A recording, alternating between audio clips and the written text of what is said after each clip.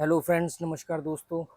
आज का वीडियो बहुत इम्पोर्टेंट टॉपिक पर है और बहुत सारे कसिनो प्लेयर्स या कसिनो गैम्बलर्स ने मुझे ये वीडियो बनाने के लिए बोला था। काफ़ी टाइम से बोल रहे थे, इंस्टाग्राम पे बहुत सारे कमेंट और मैसेज आ रहे थे। ये वीडियो है कंपाउंडिंग के ऊपर।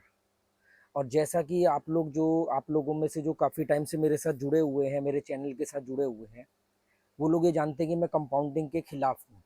तो आज के वीडियो में मैं आपको ये बताऊंगा कि मैं कंपाउंडिंग के क्यों खिलाफ हूँ और आपको क्यों कंपाउंडिंग से बचना चाहिए। और एक चीज़ और बताऊंगा कि कैसे कंपाउंडिंग के नाम पर आपको बेवकूफ़ बनाया जा रहा है। तो सबसे पहले तो आप एक बात समझो कि इंडिया के अंदर मैंने एक रिसर्च करी, हो सकता है मैं गलत हूँ, कोई चैनल बच गया हो मुझसे।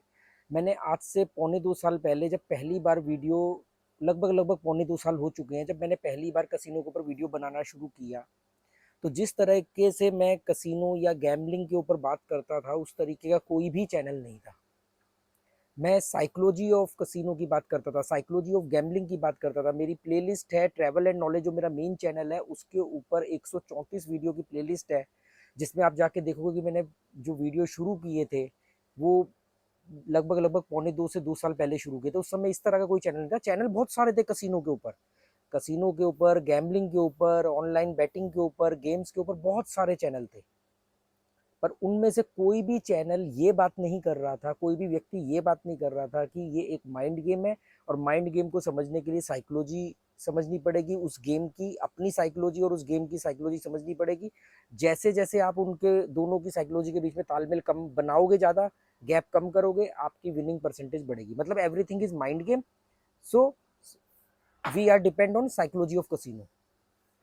बाकी सब जो चैनल थे, जब मैंने रिसर्च करी इस पे, तो वो ये थे कि इस प्लेटफॉर्म पर आ जाओ, इस प्लेटफॉर्म पर आ जाओ, ऐसे करोगे तो इतना कमा लोगे, वैसे करोगे तो इतना कमा लोगे, ऐसे करोगे तो इतना वापस आ जाएगा। कोई उनके पास साइकोलॉजी, या उन्होंने इस तरीके से वो ट्रिक और स्ट्रेटेजी पे फोकस करते थे। 2-4 चैनल थे, या आओ हम आपको सिखाते हैं कैसे जीता जाएगा।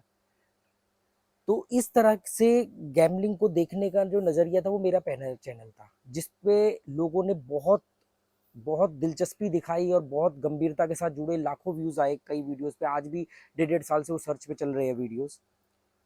उसको देख करके कुछ लोगों ने 6 महीने बाद, 8 महीने बाद चैनल बनाने शुरू किए।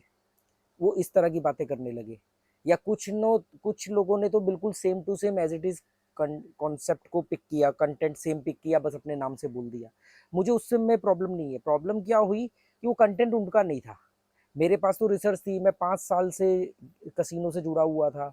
मैंने बहुत सारे सैकड़ों हजारों गैम्बलर के साथ बात करी, कैसे वो बर्बाद हुए, कैसे मैंने अपना लॉस किया, कैसे मैंने अपना लॉस रिकवर किया। मेरे पास अपना एक एक्सपीरियंस था, अपने टूल थे, गलत हो सकते किसी के हिसाब से, पर मेरा अपना कंटेंट था।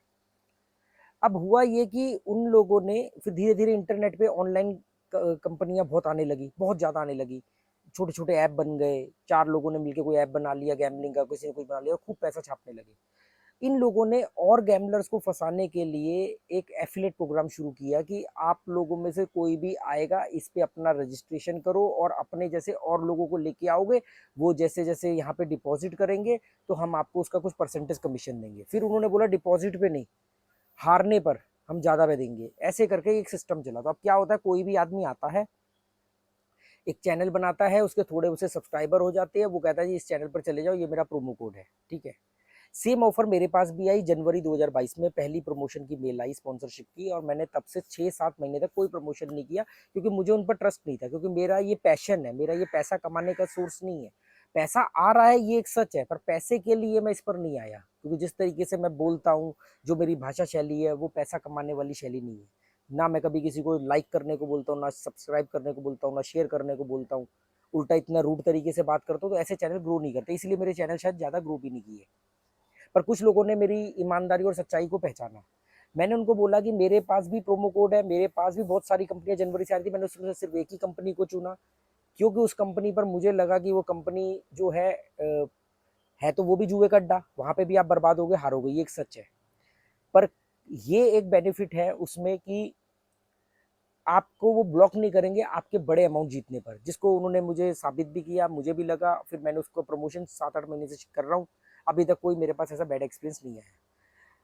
उन्होंने मुझे बोला कि आप एफिलेट पे जुड़ो। मैं एफिलेट पे नहीं जुड़ा। मैंने कहा बॉस, मैं आपसे का नाम लेने का, अपने जो मेरे व्यूअर्स हैं उनको आपके बारे में बताने का पैसा आपसे चार्ज करूंगा। मुझे ये कमीशन वमीशन, मैं मोटी बुद्धि का आदमी हूँ, कम पढ़ा लिखा आदमी हूँ, मेरे बस की ये सब चीज़ें नहीं। मुझे सीधा बताओ कि एक वीडियो का आप मुझे कितना पैसा दोगे, सिंपल बात है, ठीक है। पर वो जो एफिलेट प्रोग्राम थे उसमें बहुत सारे लोग आ गए, उनके चैनल आ गए, उन्होंने लोगों को मिसगाइड करना शुरू किया। अब मिसगाइड करने का और लोगों को सबसे सेफ स्ट्रेटेजी समझाने का सबसे बढ़िया तरीका होता है कंपाउंडिंग। वीडियो थोड़ा लंबा हो सकता है पर बात तभी समझ में आएगी आपके। कंपाउंडिंग में क्या उन्होंने बोला कि कंपाउंडिंग में उन्होंने ये कहा, कंपाउंडिंग का मतलब क्या होता है? कंपाउंडिंग का मतलब होता है कि आपने आज एक चीज इन्वेस्ट करी, उसके ऊपर आपको ब्याज मिला। मान लो आपने 1 लाख रुपया बैंक में जमा किया, 1 साल बाद 6% या 7% एफडी का ब्याज मिला, तो 1,07,000 हो गया, ठीक है। अब अगले साल जो आपको ब्याज मिलेगा वो 1 लाख पर नहीं मिलेगा, 1,07,000 के ऊपर ब्याज मिलेगा।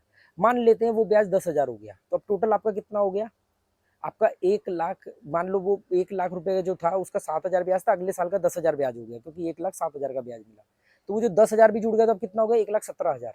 तो जो तीसरे साल जो आपको ब्याज मिलेगा वो 1,17,000 के ऊपर मिलेगा। आपने तो 1 लाख ही जमा किया। इसको बोलते हैं कंपाउंडिंग। कंपाउंडिंग बहुत परफेक्ट टूल है और डेफिनेटली वर्क करती है, इस पे कोई डाउट नहीं है। कंपाउंडिंग के खिलाफ का मतलब मैं ये नहीं कि कंपाउंडिंग के नियम को चैलेंज कर रहा हूँ। कंपाउंडिंग बहुत इंपॉर्टेंट है, कंपाउंडिंग बहुत ही 101% वर्क करती है, ठीक है। पर किन चीजों पे ये समझना पड़ेगा।